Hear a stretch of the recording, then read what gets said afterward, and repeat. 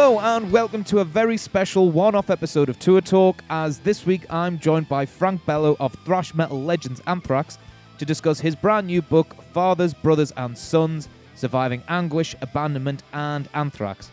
It really is a brilliant read, and what struck me most was that even though this is a co-write, the book is very much in the voice of Frank. The book is a fantastic insight into his life, and he is incredibly honest when discussing some deeply personal moments, as well as being hilariously funny when covering things a little less serious.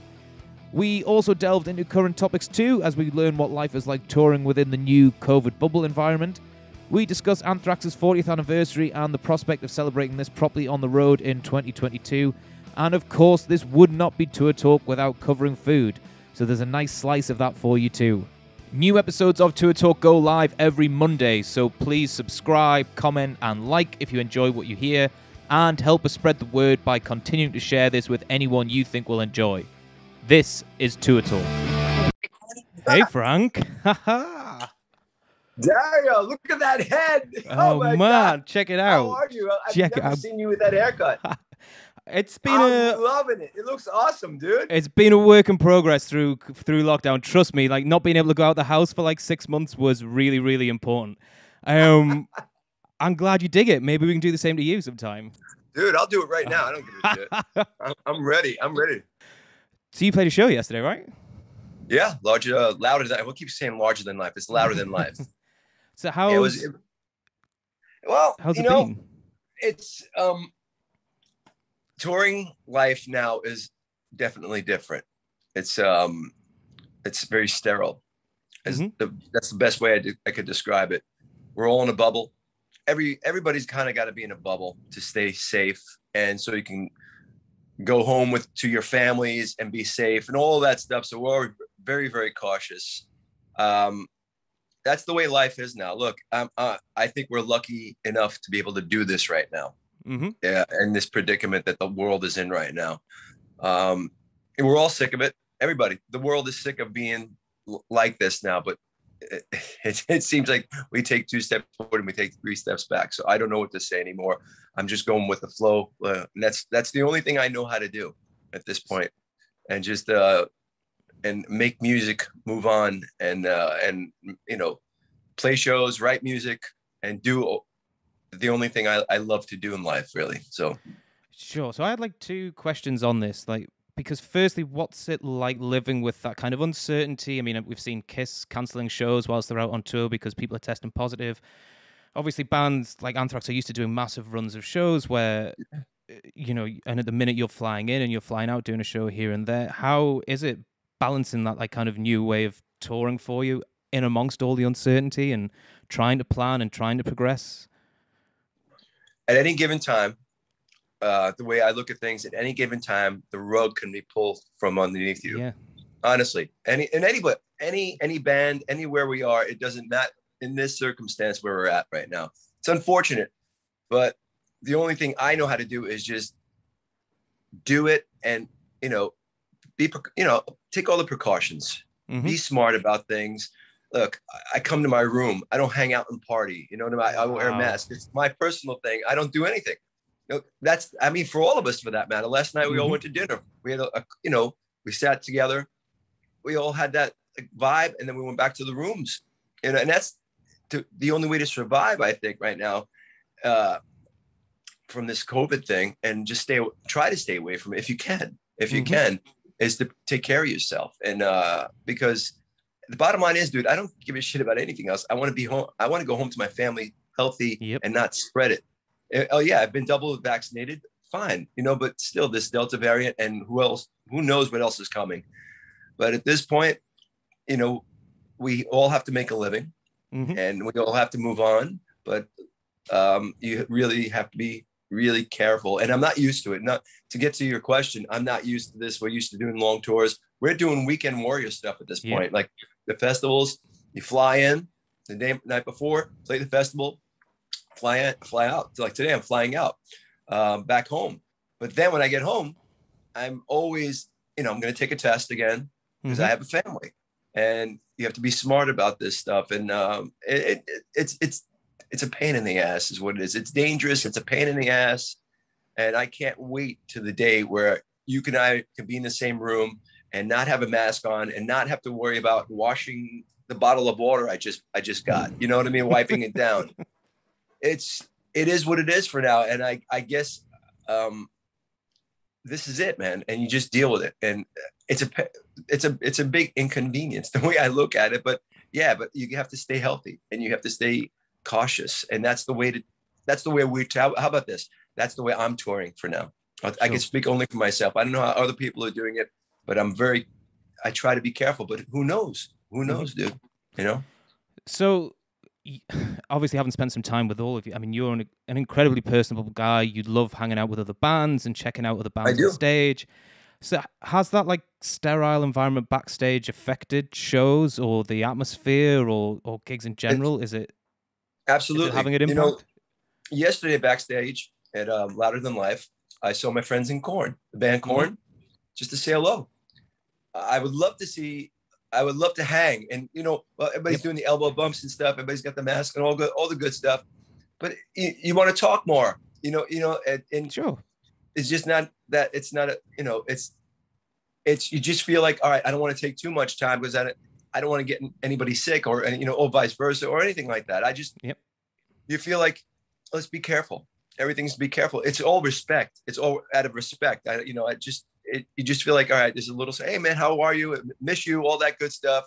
You know, hopefully this stuff is over soon because we can hang and actually hang, you know, but this is and I want to see bands. I want to go on the side of the stage and see bands, but I also don't want to be an inconvenience for them either. You know what I mean? Because I understand when the more people, the more dangerous it is, around. And I get it. But the way I settle it in my mind, dude, I say, this is just for now. And that's what I've come to in my head to make me feel better about things. I said, look, this is just for now and things will get better, and optimistically. I think that's the only way to look at it, because otherwise you're going to drive yourself fucking crazy, honestly. Yeah. But does that change in atmosphere and stuff backstage have any effect on the shows up front for anybody, do you think? I don't think it has an effect on the shows, because you give everything you have for the shows, because that's fun time and all that stuff. So I think every band goes out and does their best. So every band, because yes, the backstage is more sterile and careful and everything's separated. I get it. And that's fine. And that makes it safe enough to go out there and do it. Because look, at the end of the day, like I said, I'm going to go home. We're all going to go home. We have another show in 3 weeks or something like that. We all want to be healthy, blah, blah, blah. But again, as far as touring, I can't wait to tour and have another show like tomorrow. You know what I mean? Yep. That's just not happening right now for us anyway. If other bands are doing it, but for us, we're just doing the Weekend Warrior thing. And that's fine for now. That's fine for now. It's just hopefully, I mean, it's been a while now. It's been a while. It gets to the point where we could all get back to what we do, you know? Is there a point where you deem it safe, because it's such a financial risk, kind of agreeing to do a bunch of shows in a row, traversing countries and borders where things might change in one country to another? I mean, is there a line in the sand where you guys can be like, it's good to go now, we can actually take this on and be confident that we can do it? Well, we're hoping, look, put it this way. We have a European tour booked for next year, as you've probably seen, yes, which we're excited about. I would love to say, Dario, yes, we're definitely doing it. As we're speaking right now in September, whatever it is today, 20-something. I can't wait to tour on a tour, a legitimate Anthrax tour. It'd be fucking fun. I can't wait for it. I can't say, who knows what's going to happen by then, right? You and I, knowledgeably, we can't speak with knowledge there that we're going to do it. I want to. We all want to. But I think that's the way you got to treat it and say, yeah, we have these, we have these great plans, but hopefully the environment is there for us to do it, and everybody's healthy. We're able to get over there and stuff like that. There's no, government things coming in. You can't do this. That all has to come into play to actually have that. We booked it, with the hopes, that we'll be able to come in and play for people. And believe me, we want to do it just as much as everybody wants it. And it's been a while for us. And we're not, dude, you know us, dude. I know. We're not used to being home like this. Anthrax, in fact, and I'll tell you, the first show, this is probably our 6th show we've done festival-wise in America. And the first show, I had a little butterfly thing going on. The first show I went backstage, and I never get butterflies. And the only reason why, it wasn't about being scared to play or anything like that. It was more like physically. As much as you could I'm a yoga guy, all that stuff. You can work out at home, I have my bike at home, and all that stuff. The stage is a different animal. It's a workout. It's a workout, and we have a pretty active live show. So I'm like, man, am I gonna like break an ankle? Like my hamstring's gonna go? Who the fuck knows? I was really, but probably after the second song of that set, I was fine. And he said, okay, this is how you do it again. Because it was a while. Anthrax has never been off that long, ever. Yeah, I bet. It was very strange, but I'm glad that we got that one out of the way, and those feelings they're gone now. So I mean, yesterday was fine. It was a great show here in Kentucky. So you moving on again. That's what everybody has to do. Move on with their lives, hopefully safely. So. Notice a difference in energy that first show back. Were people really ready for it? Was there a buzz? Was there a serious vibe about it? There's a vibe because people have been cooped up, right? Yep. Including the band, right? So I think you get that in most shows now. People are learning how to do it again. From the audience, how to react, all that stuff, and can you enjoy it the way you want to enjoy it? All that stuff comes into play in my head. I'm like, man, all right, this is what we used to do. Okay. It's okay now. You got to kind of give yourself the okay, again, as long as everybody's smart about it and takes care of themselves, eventually humans will be okay. I hope. I'm hopeful. So. It's got to be. We have to, dude, really. And that's where we're at. You kept yourself pretty busy though, during everything. Yeah, man. Funny enough, this is one of the only interviews I've done that I haven't been in my basement. I've seen plenty of that basement. Yeah, so you got a great setup though. Yeah, you know what? Thankfully, I never liked my basement. I was never in my basement as much as I am now. But I write there. I play. I do videos there now. All that stuff. You have to do during COVID on screen. So I wrote a book and. With my friend Joel Mciver from Bass Player Magazine. You guys probably know him. He's written 30-something books. He's awesome. Bestseller. He's a bestseller author. Best-selling author. So, we've been talking about doing this. I've been friends with Joel for a long time. And it's never been time for years because I've always been on tour. And I said, look, it's never good. It would be in a hotel room like this. I said, dude, there's no time I got to go to the gig, blah, blah, blah. So COVID started. Joel gave me a call. He said, Frank, this might be the time.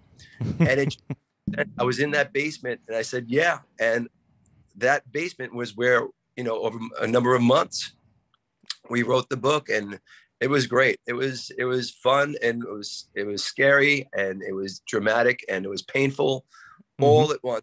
The name of the book is Fathers, Brothers, and Sons. It has to do with my life. Look, there's two sides of this story with this book. Yes, you have the great Anthrax stories, a lot of great rock and roll stories, fun stories that you probably know, and a lot of stuff that people don't. Yeah, a lot of great stories that are fun, and that's going to satisfy a lot of people just for that. But there's this other side that people don't know about my upbringing and how I deal with a band. Well, long story short, I was abandoned. My family was abandoned. My dad took off when I was young. And it really left a mark on me. A lot of therapy, all that stuff. So it's really how to it tells the story of me, how I dealt with it, and how the heroes in my life became musicians, and how that was very important to me, and how I wanted to do that. And I think music was so important for me to have an outlet to take away that pain. Heroes that I have, even bass players, Steve Harris, Geddy Lee, Geezer Butler. I looked up to them and I said, I want to do that.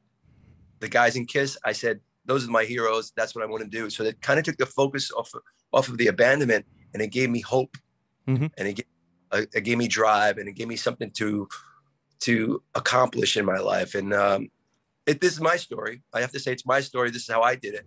And the way I look at it with this book, I said, look, if I can make somebody who's down in the dumps as I was feel a little bit better about themselves and maybe give them a kick in their step, right? So they can achieve something.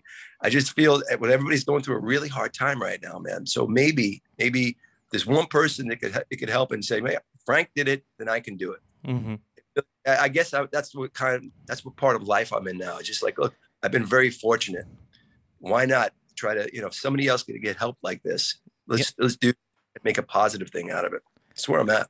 It's a great read, Frank. I really, I mean, I read it in like 36 hours. It's a great read. And I think like everybody's heard the rock and roll stories. There's enough books and there's enough documentaries on that, but it's got a real human element to it, which really adds a lot of value to it compared to everything else. And you're really honest in it about a lot of stuff that you've been through and your take on it. And I think that's really important with it. I got to say, as soon as I saw it was a co-write, you always think, oh, is it going to have Frank's voice? And obviously having spent some time with you, as soon as I read the first couple of pages, I was like, Frank has definitely written all of this. Right. It could literally hear you coming off the page with it, man. It was really cool. The whole objective when we first started the book, and Joel's great with this. He's great at lighting the fire under my ass, and he'll start us have a great subject that I kind of, what happens after 40 years of touring and your life, you have these things in the back of your head that just need to be sparked, and then it opens up. Mm-hmm. And Joel is great at doing that. So he'll know just to light that little fire under a story, and it just flowed out. It really flowed out, and he's got a great mind for that. He's a great writer, and put it into words. It was just hearing myself say the words. Mm-hmm. I think when we started this book, I said, Joel, I would like this book to be, I want the feeling of a person is sitting down at a bar with me and me just talking to them about it, sitting and having having a beer and just having a pint and just talking about things. And I kind of feel like people are telling me that have read the book, they feel like I'm talking to them. And that means so much to me. Because that's I read it in your voice. That's great. Thank you, Dario. Because for me, that means a lot, because this is completely, and I'll be honest with you, you know me a long time, dude. Mm-hmm. This is as raw as I've ever been. And I almost, when we finished this book, and we have to proofread it and stuff, dude. Yeah. I was so fucking scared, because I said to myself, and I talked to my wife, I said, did I reveal too much? Is this too much? I mean, I don't have anything else. Mm-hmm. And I don't know if other writers did that. The people that write books, am I too honest? And I was really worried about this. I mean, do people really want to know this? And after thinking about it, after talking to my wife, and she goes, look, it's all honest. This is you. And that's the truth. So why would you want to hold anything back? This is everything on the table here, everything. So there's nothing really out of my life held back here. My emotions. Look, one of the hardest chapters to write was the chapter of my brother's death. Sure. And I even bringing it up, I still get a fucking lump in my throat. And after all the years of therapy and stuff, I have a hard time dealing with that.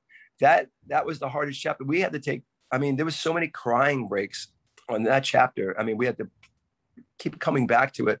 Mm-hmm. Joel gave me, it was a box of tissues, and because I relived it, you know what I mean?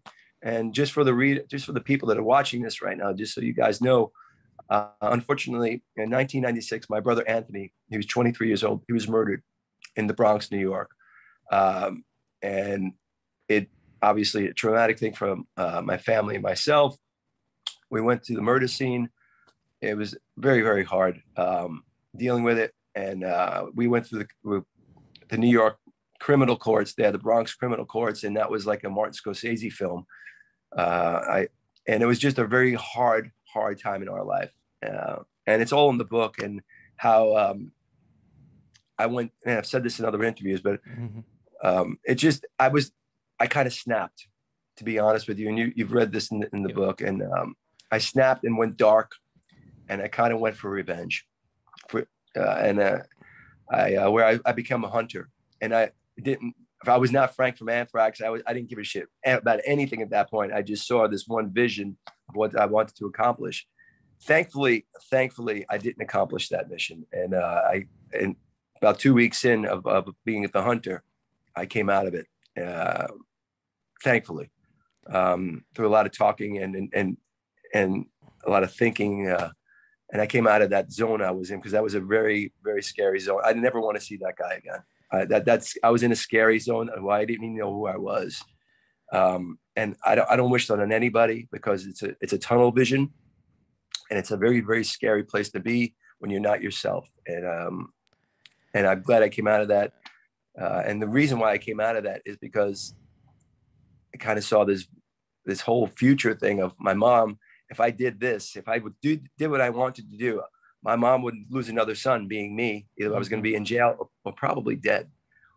And plus I was going to lose my girlfriend at the time, my wife, who was not my wife. And it was just too much. It was too much to lose. And I just didn't see a reason, not for revenge. It just wasn't worth it. So I'm glad I got out of that. But it was a very honest time, and an honest telling of that story. And even telling that it's just like, I don't want anybody to ever go through that, ever, man. But again, we have the pain of that, and there's a lot of other stories that you've read. It's a really big reveal, and like, just in terms of how honest you've been with everybody, like, how did it actually feel letting go of that? Because you mentioned you haven't really told anybody that story, and you let it go in the book. I mean, I can imagine finally kind of letting go of that would be quite a good feeling. Yeah, Daryl, honestly, dude, not only did I not tell anyone, I didn't tell my wife. My wife knew nothing. When my wife found out is when we were proofreading the book. She looked at me. Wow. And look, just like that, dude. Yeah. Really? And I said, look, it wasn't me. It was another person. I'm telling you, when I say I went dark, it didn't matter. Nothing mattered. Anthrax, nothing, family, nothing. It just, I had a tunnel vision, and I couldn't get out of it. It was a locking in, and it's not that I'm a tough guy, dude. I'm not tough. I don't give a shit about that. It was just something that needed to be done, and that's the best way I could describe it. And it was a mission, and I'm glad I got out of that mission, because I would definitely wouldn't be talking to you right now. But these are the things that I kind of buried away. I put it away for through therapy, because after my brother's death, I needed therapy. I was a mess. I didn't know who I was anymore, but it helped me. And so I kind of put it away for a while, and then redoing it again by writing this book. It's like, oh my God, it was very painful. That was very painful. But again, there's better parts to the book that, again, there's a lot of funny stories, like some of the Metallica stories we have, hanging out with my friends in Metallica, the good times we've had, and just hanging out when I was younger, meeting the guys in Kiss. There's so many great stories. I live in New York. Sure. And when we were younger, we got the opportunity to go downtown and meet Kiss at their management. This is when they were wearing makeup, and nobody knew who they were. It was a very, like, Stranger Things. We had a Stranger Things kind of vibe there, where all the kids, me and my friends got to hang out and go see Kiss. It was great. It was a great time. Well, because what you mentioned in the book is, like, obviously how massive a fan you were of Kiss and other bands like that, Cheap Trick and everyone else, and how you took the way that they treat you forward once you're in a band. And, like, I've ran meet and greets for Anthrax, and I've got to say, like, you are so personable and you have so much time for people. Thanks. And it is like, I mean, a lot of people say these things and write them in books, but, like, I mean, when I was reading that, I was like, yeah, you really do that. And, like, knowing, because I didn't know some of those stories about what you would do or how far you would go to try and meet Kiss. But, like, Dude, reading that and then joining the dots was really cool. And then, I'm not gonna lie, like, you do an amazing Gene Simmons impression. So I couldn't help but, like, read Gene's lines in you doing Gene. Do you know what I mean? It's great, man. First off, the honor of having Gene write the foreword to my book. You don't realize, as a diehard Kiss fan, and it was so heartfelt. If you read the foreword that Gene wrote, brilliant. I never knew any of that stuff about Gene until he wrote it. I knew he was very close to his mom, but I didn't know the backstory of that. I didn't know any of that.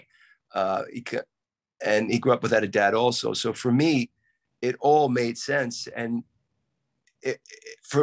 also just the guy that I grew up idolizing is in my book. Yeah, I mean, he wrote the quote. So for me, it's a very big deal. And to hit on this subject, which I don't want to see any child alone. I don't want anybody to feel like I felt. And I'm very thankful for the strong women in my life, number one, that really came to bat and really made me who I am. And music was my outlet. It really was. It gave me hope. And again, this is a book that people ask me to describe, and I say it's a book about maybe saying it's not a I don't want, if you want to call it a self-help, it's one of those things where you could say, yeah, I went through this, I brushed myself off, and I moved on. Mm-hmm. And if I can do it, you can do it. And that's really what I feel about it. It's like, man, you just got to keep moving on. Brush yourself off. You fall down, they bring you down. Get up, brush yourself off, and move on. I've done that a lot in my life, and I keep doing it. That's the way we do it, man. We're doing it right now with this COVID thing. We're brushing ourselves off, and we're moving on, right? I can't tell you how many messages are coming. I'm sorry if you hear that right now. No, it's cool. I know you're a popular guy. I mean, as Gene said, I'm not popular. I'm not, it's the alarm I set 2 days ago that won't get off my phone. I don't know what's going on. Sorry. But you're keeping hold of the rage really well as a result, if this is what's happening, Frank. I mean, that's another topic that you kind of like land on. I mean, is it something you've really kind of been working on? I mean, it's something you're quite honest about in the book. And I grew up coming from where I grew up, and I guess that rage of not having a dad and not trying to figure things out made me, it just built up a lot of anger and rage inside of me. And I've always had that. And it's always been the person that I don't want to see. I don't like that guy. I don't like the rage guy. It's probably good for music writing, because it's the fire in your belly. Yeah.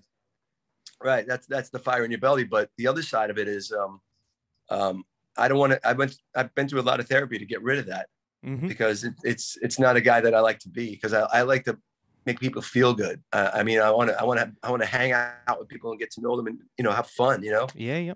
That other guy is not the guy that I want to ever see. And then once in a while he comes out and I'm just not into it. It's like, what are you doing? Now I'm at the edge. It's like, dude, what the fuck are you doing, really?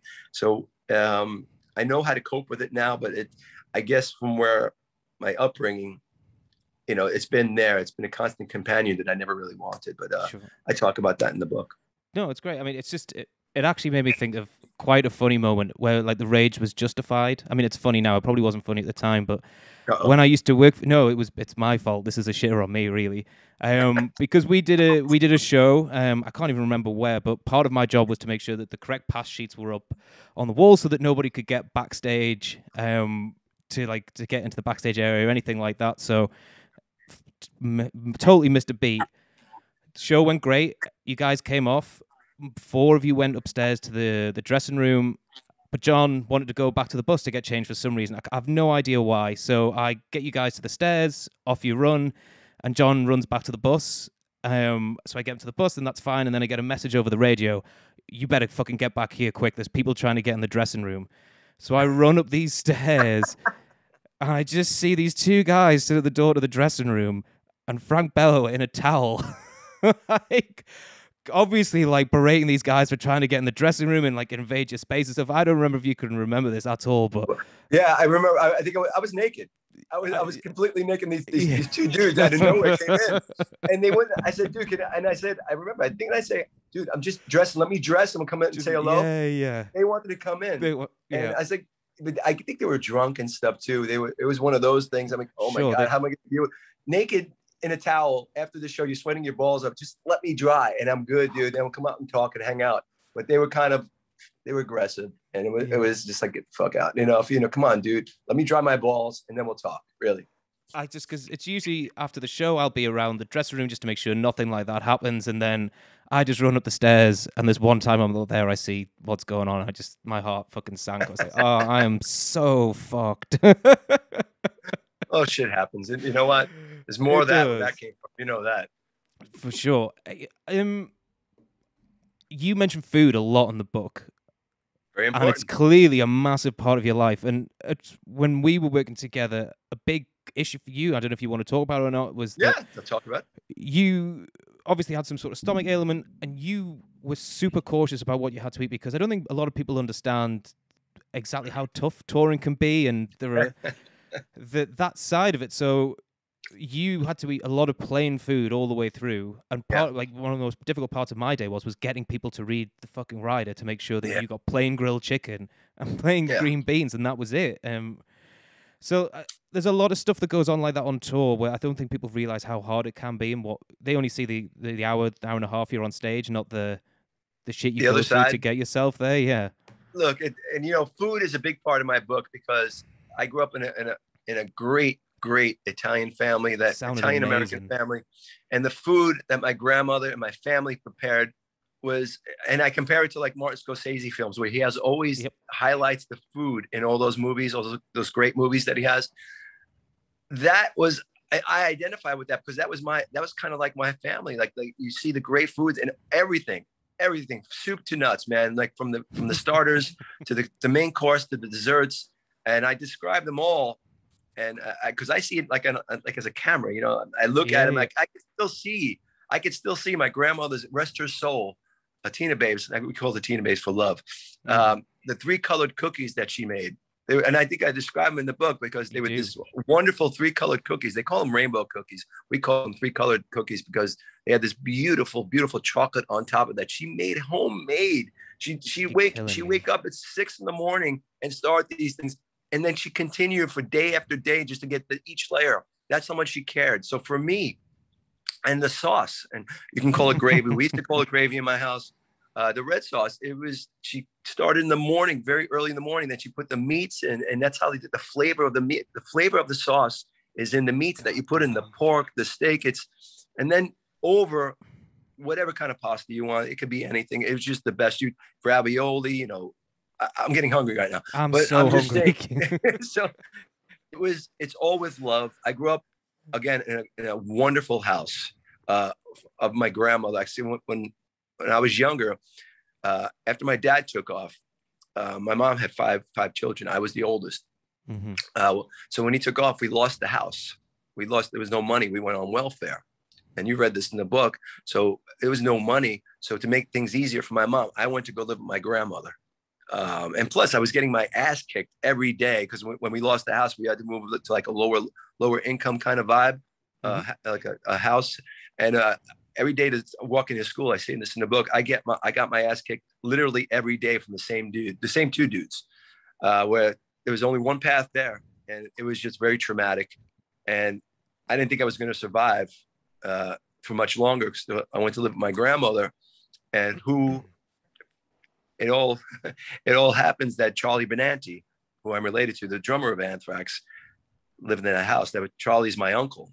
We grew up as brothers, but he's my uncle by 2 years. So that's how we learned how to jam together. Charlie taught me music. Charlie taught me how great this music gift is. And so I just saw he was playing drums at 4 years old.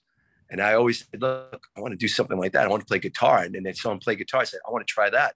And it all just fit in that way. We grew up together as musicians. It was a wonderful, wonderful house. That house, and I say this in the book, it was my oasis of all the anguish. That's one of the titles of the book. Of all the anguish I had, that was my oasis, and that was it was my safe place. It really was. Amazing. So do you want to tell me, like, from going from eating amazing food like that to ending up getting to a point where on tour you have to eat the blandest thing possible just to stay safe? Yeah. So long story short, after eating all this beautiful, delicious food all my life and being very nurtured that way, you go on tour and then you eat as we eat. We try to eat well, right, Dario?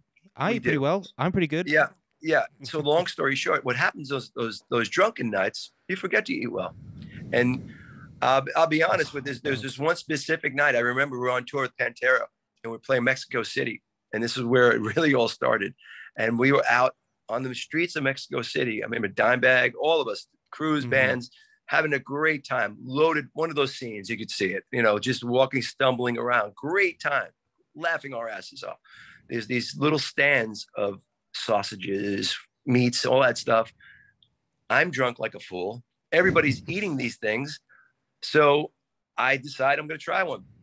I eat it. I devour them. I don't know what kind of fucking meat it was. I should have thought about it. Long story short, I went home with unbearable. I mean, it was unbearable. I couldn't hold anything on my stomach. And then this went on, just so you know, it went on for about a year. I went to every doctor, every specialist in the world, just couldn't hold it. I was lost all this weight.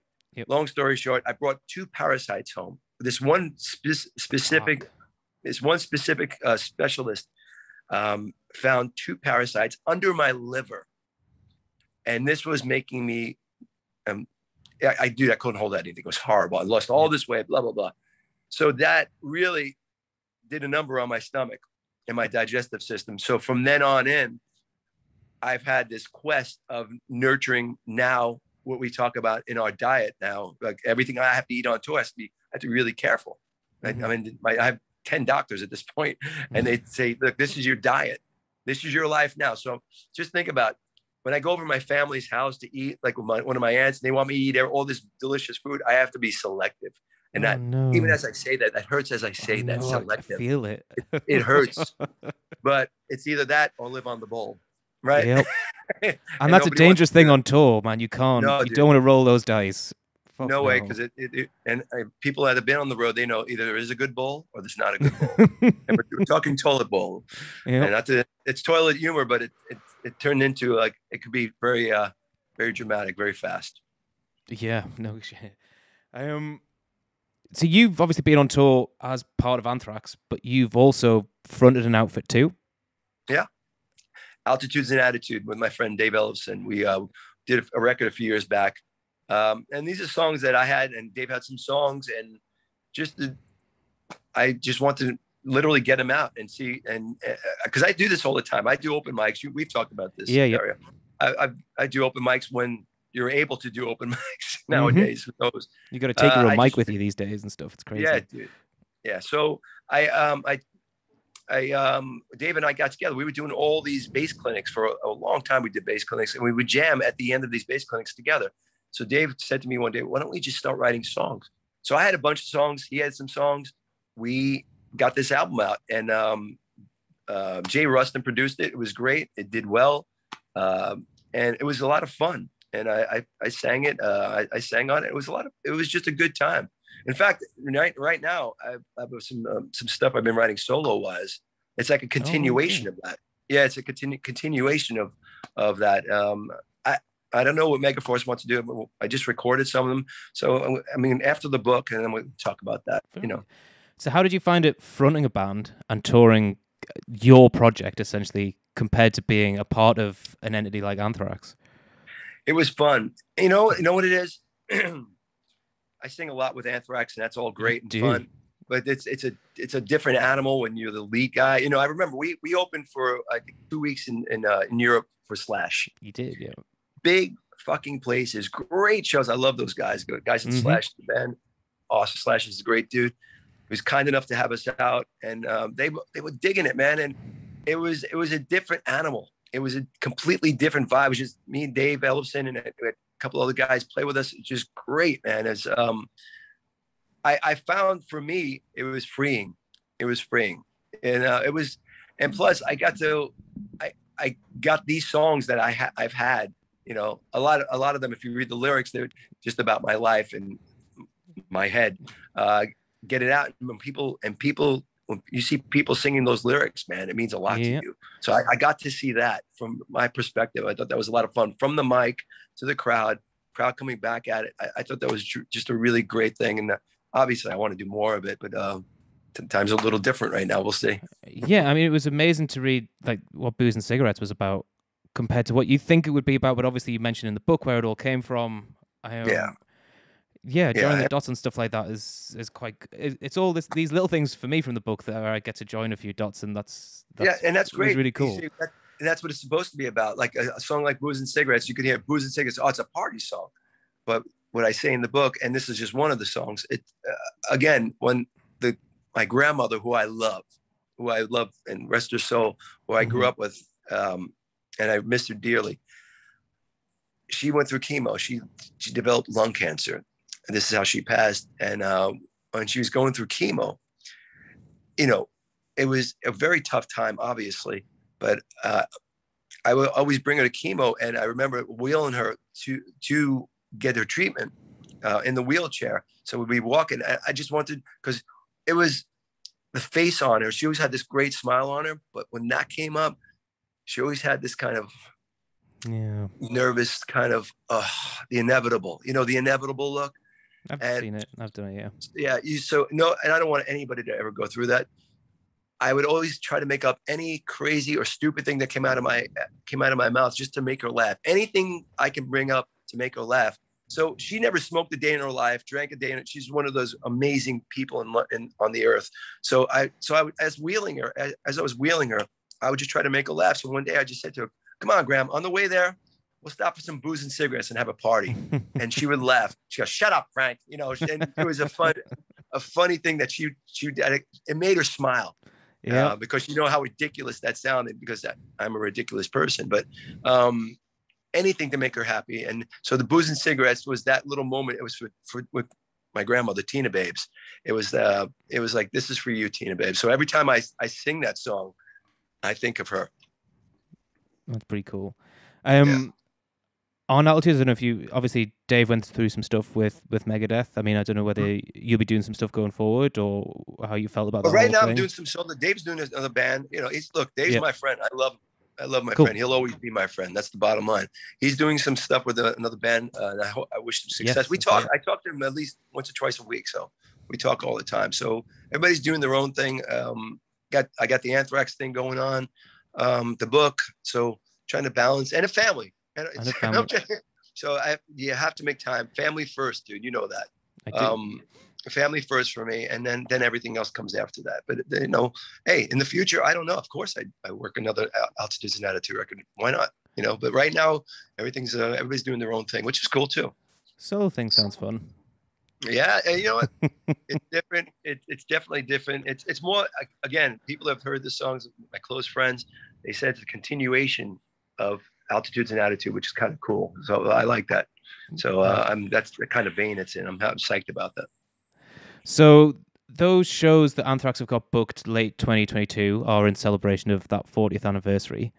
Yes. How was it putting together possibly the most definitive Anthrax thing I've ever watched? I mean, that was in depth and awesome. Yeah, man. I mean, the book was connecting a lot of dots. Like that thing was just like, oh fuck, really? That's yeah, it was an amazing watch. I did too. That the video things, you guys get it on YouTube. If you look for the Anthrax videos, it gives me a really great history. I'm proud of it because I didn't know a lot of this stuff. What's funny about that, because everybody does their own segments, right? Yep. And you find out your bandmates who have known for 40 years how they felt in that moment. And I didn't know, because you don't shoot. Right? So for me, it was very, wow, it was eye-opening. It's like, really? That's so cool. And I found out a lot of cool stuff like that, man. It's like how you felt, how different band members felt about that.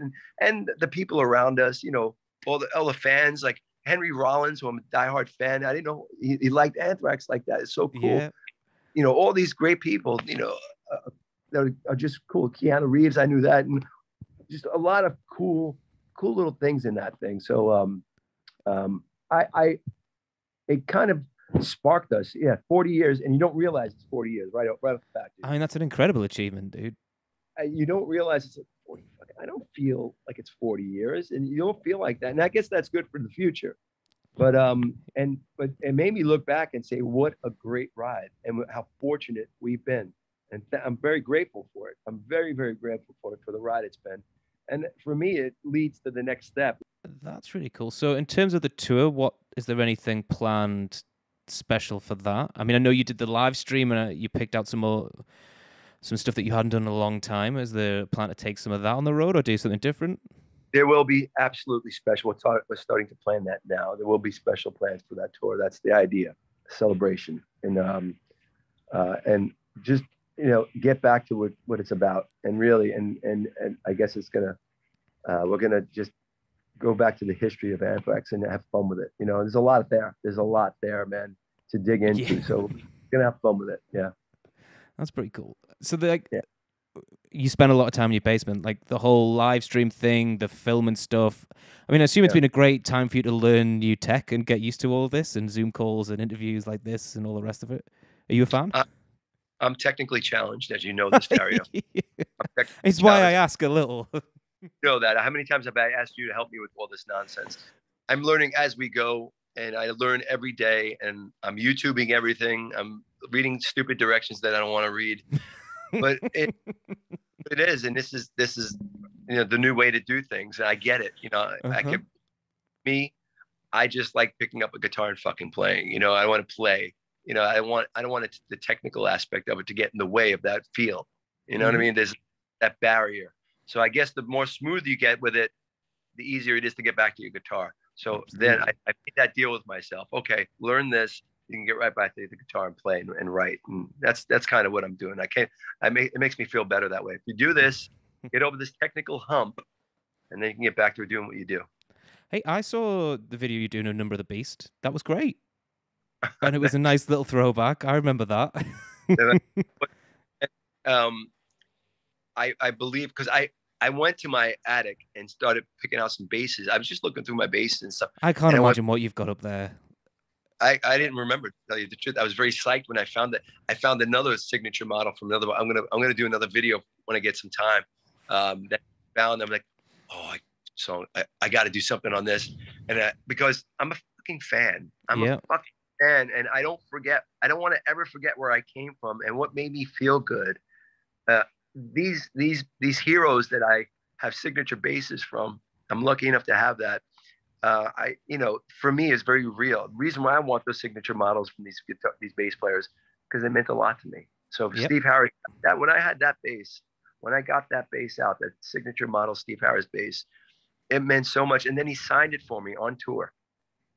So he's my friend, Steve. I'm proud to say that he's my friend. I'm honored with that. But it was still that fanboy moment when he was signing it for me. And it'll always be that. And it's very special. That bass, it'll always be with me.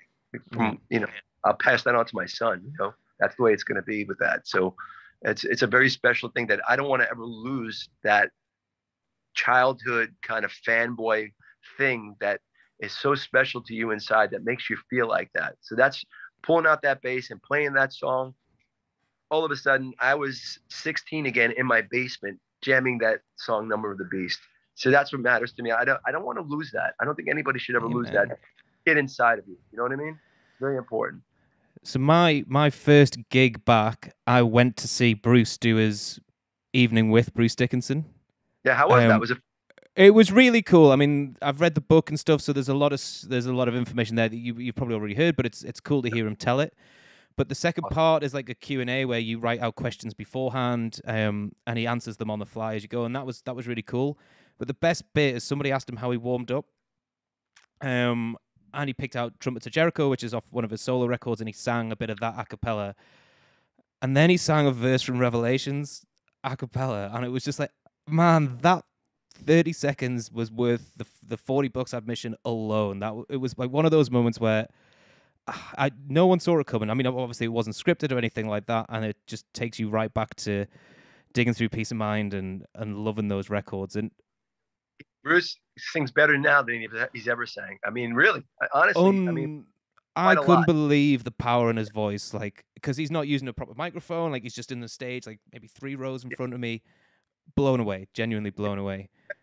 Inspiring. It's inspiring for those of us who have been on the tours and stuff like that. That a man who's been a hero of mine forever too, Iron Maiden. Come on, dude, it's Iron Maiden. Yes, it can be done. He takes care of himself. He does it the right way. And look, he flies planes. Bruce Dickinson. I was in the cockpit with him. Just unreal. And on that Iron Maiden tour that Anthrax did, South America, he flew me home. He asked to come up. He asked me. He had the flight attendant to come get me. Did I tell you this story? No. Okay. Long story short, Anthrax did. You know this. I know. Yeah. We were on Ed Force One. We were very honored. It was an amazing thing. And we're on. I was lucky enough. I live in New York, so they were flying. Iron Maiden were flying into New York. They were flying Ed Force One back to New York, and I was lucky enough to be on that plane with them back to New York. So I was the only one in the band flying home with them. So I was the only one flying back home with them. So I'm giddy. I'm just giddy because I'm still in Ed Force One. I'm flying back to JFK, New York. So the flight attendant tapped me on the shoulder. Bruce would like to have you upstairs in the cockpit. I looked at her. I said, I'm not going up there. I'm afraid of cockpit. Seeing air and clouds and all that stuff coming at me. I said, no, I'm good. Thank you. No, she was like, she was persistent. He'd really like you up. So I go up there, dude, and I say hello to the guys that made. They're upstairs, and I say, hey guys, how are you? Hey, good. Where you going? Bruce wants me in here. Oh, I go in there, and dude, Bruce, it was so great to see Bruce. He's flying the plane with another pilot there with him, and he's going through these papers of the plan that they have to go into JFK. And there's like a bunch of papers. He's just throwing them up. What is this? No, this is about what? And I'm like, he goes, figures you come now when everything's in array. It was because they were just getting it down of what was the flight plan. And I was like, really? Should I leave? He goes, no, sit right there. I sat right behind him. Dude, I've never been so intimidated because not only was it Bruce, and of course I trusted him. He's flown us before, and he's an amazing pilot. Yeah. Being in that cockpit, he was in complete control, and what was coming out is it was the void. It was scary. I've never done that before. Incredible. It just that whole thing that he had me in there, and I said, so he goes, "What'd you think?" I said, "That was incredible. The knowledge in that man's head, the knowledge, honestly, it's terrifying." Not only he has this Iron Maiden thing going, but he's a pilot. It's incredible. I'll never forget it. It was a great experience. Even although scary, but it was a wonderful. That's why I'll always love Maiden. I have a very special thing with Maiden, always. I'm going to wrap this up with one more question, which I've asked a few people, and it's one that everybody really seems to enjoy answering for some reason. But is there any near-death experience whilst on tour that kind of springs to mind? Is there any time where you guys have come close? Well, you know what? When Chernobyl hit, I don't know if it was near death or not. We were on tour. We were on tour in Europe, and I remember these are the early days of Anthrax when Chernobyl hit, and we were very young, very naive, really our first European tour over there. And I remember the promoters saying to us, and it scared the hell out of me as a young man, because we were very much from New York, and I was out of my element, Yeah. And they would tell us, look, we've seen news reports. You have to be careful. The winds are blowing from Chernobyl over here, so you have to be careful about everything you ate, everything, the vegetation, all that stuff could be contaminated. And that scared. Look at the food guy. Yeah. I was scared. So I remember they said, don't walk in the grass. It could be on the grass. I'm like, it freaked us the fuck out. It really did. I know it freaked me out.